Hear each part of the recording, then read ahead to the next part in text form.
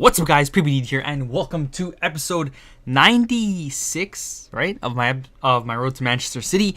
We're starting off this episode by taking a look at the transfer list because we invested big. Like, we put a lot of money into this, and by a lot of money, I'm talking 400,000 to 500,000. It's one of those. I'm not too sure what the exact number is, but I think I was at around 1.8 mil if I'm not mistaken, and we're down to 1.3. And what you're looking at that I invested in is team of the season players. Now, these team of the season players are obviously players from the most consistent, and I got them for near discard. And the reasoning behind me getting them is that I'm thinking that since there's so many different ones that you can get for around discard, that EA is going to help rise the price of them by requiring them in the team of the seasons we're going to be getting throughout team of the season. So, did I say the team of the seasons we're going to be getting out throughout the team of the season? I meant SBCs. So yeah, I went ahead, bought a bunch between 21 to 21.75k, and they discard for like 20k or so. So if this ends up not working out, I think we lose like, I'm not even sure how much we lose. I think we lose like 20, 30k maybe. It's such a good risk because it's low risk, high reward. And I feel like it's definitely worth it if you have coins to blow. So hopefully that does end up happening. But knowing my luck, it probably won't. And we're just going to end up discarding them. But anyways, we're jumping into the draft. We're in the semifinals. We come across this team over here. A 4-3-2-1 with two Team of the Year midfielders in there. Ronaldo as his striker, Neymar as his winger. Going to be a tough game, and that it was. This guy was a pretty good opponent. Definitely better than the people I usually have been playing recently in the draft. And in the 5th minute, he scores an absolute worldie right there with Ronaldo.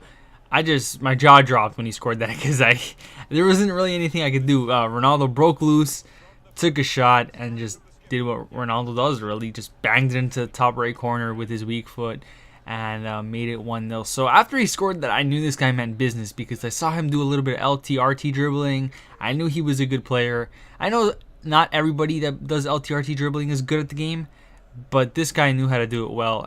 Not amazingly, but he knew how to do it well enough to where he can use it effectively. However, I do capitalize on his mistake. He gets a free kick in the middle of the pitch, and he ends up passing short. Luckily, I read that, and I intercepted the pass. Went on the counterattack, didn't mess it up, and Rooney ended up scoring right there and made it 1-1. And in the 19th minute, not too long after we got the equalizer, he would end up having a chance at a second over here. We miss a couple of tackles. It falls to Ronaldo, who makes it 2-1, and that was just bad timing on my part. I probably should not have lunged in those tackles when I did. And letting Ronaldo go through one-on-one is never going to be a good result for the defending side. So he takes the lead once again with Ronaldo, and that is what we would head into the second half with. We're down 2-1, playing against a pretty good opponent. But as the first half went on, I felt my confidence grow a little bit because I felt like I was getting closer to the net despite what the stats say. I didn't have many shots on the net at the end of the half, but I felt like I was getting a little bit better at attacking this guy, and I felt that I definitely had a way back into this game in the second half. So that is what we would try to do. And in the 50th minute, not too long after the second half started, over here, Griezmann gets the ball back after Godin can't get a great tackle on it. And Griezmann says, "Hey, Ronaldo, you put it into this exact top right corner in the first half, didn't you?" Well, I can too. So that is what he did. And Griezmann gets us back into this game for the second time, and we make it. Well, obviously, he made it 2-2. So over here in the 57th minute, not too long after that Griezmann goal, we would try and get a goal to put us on top.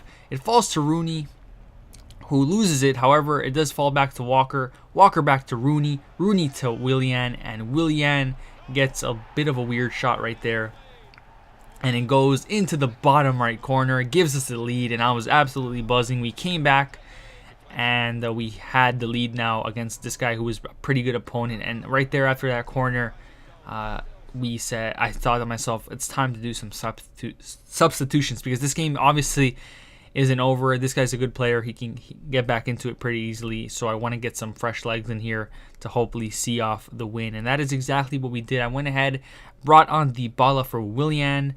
And I think I end up taking off Godin, which is kind of controversial because obviously I prefer Godin as a center back than Filipe Luis.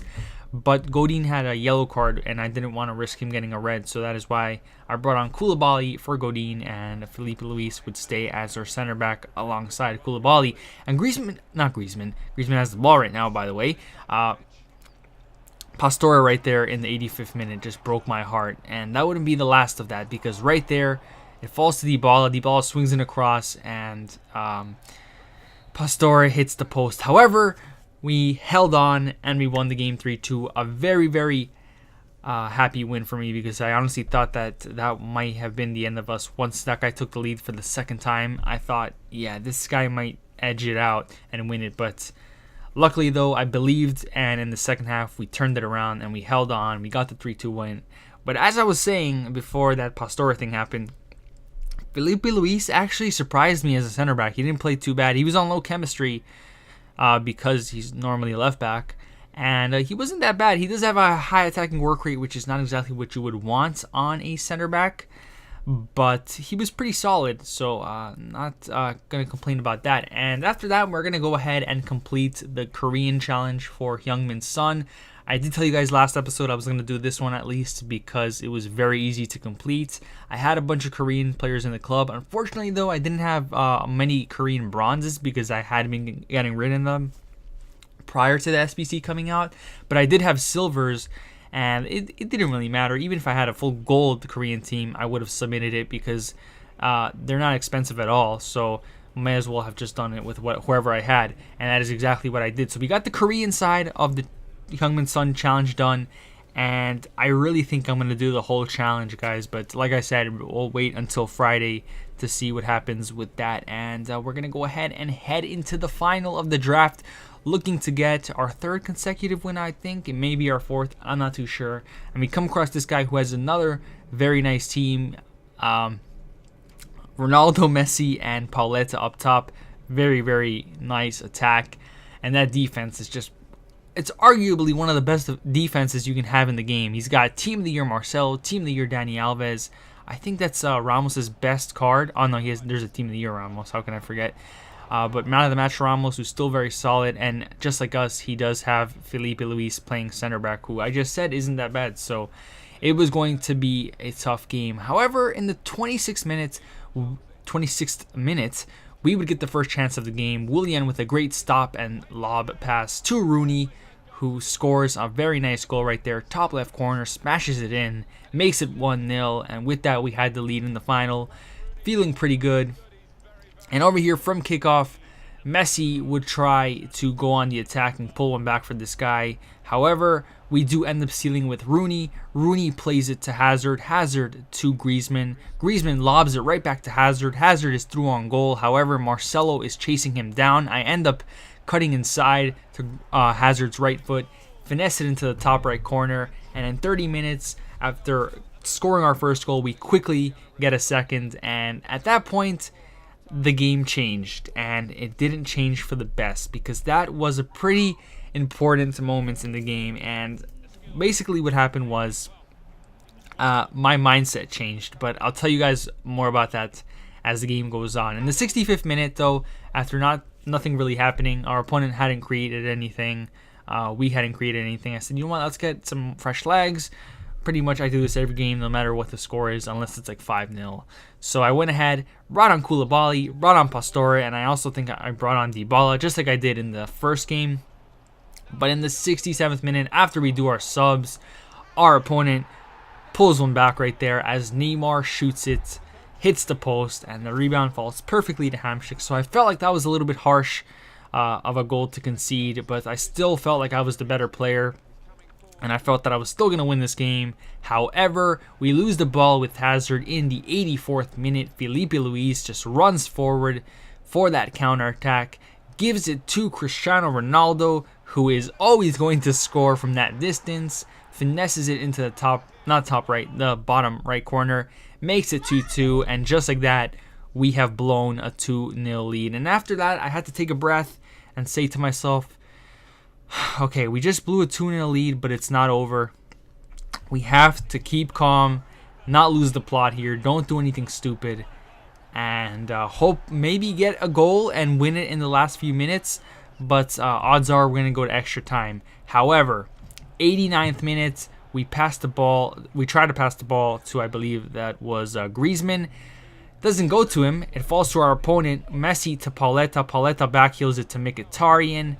And Mkhitaryan from outside the box just blasts it into the top left corner.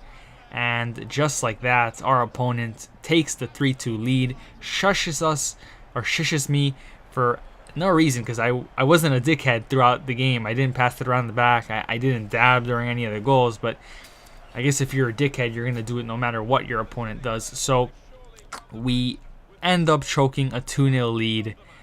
And basically what I mentioned in the first half, after that second goal, when I said that my mindset changed, was that I thought the game was over. I thought, you know what, this is over, we're going to win the draft. And I didn't start playing as sharp. Well, I didn't continue playing as sharp as I started off. And obviously that led to our opponent getting back into it. And it ended up biting us in the ass, or biting me in the ass. I keep saying us like it's your guys' fault, but it was definitely all my fault. So we end up losing that 3-2 game. At the end there, I was trying to get an attack going. As you saw, I went all out attack, but the ref said, yes, screw that, dude. You're not getting back into this. So yeah, very, very tough loss to take. I honestly felt like the guy we played in the semis was better than that guy. So the fact that I blew it in the final it's just so heartbreaking. After a hard day of sports today, it wasn't a nice loss to take. Well, I took the loss before the sports stuff happened. But yeah, we get a 50K pack. And that isn't the last draft before Team of the Season. Well, Premier League Team of the Season. We're going to play another one. But anyways, guys, thank you so much for watching. My name is PPD. We're going to end off this episode by opening up a gold pack that we just had and didn't open. But my name is PPD, and I'm out.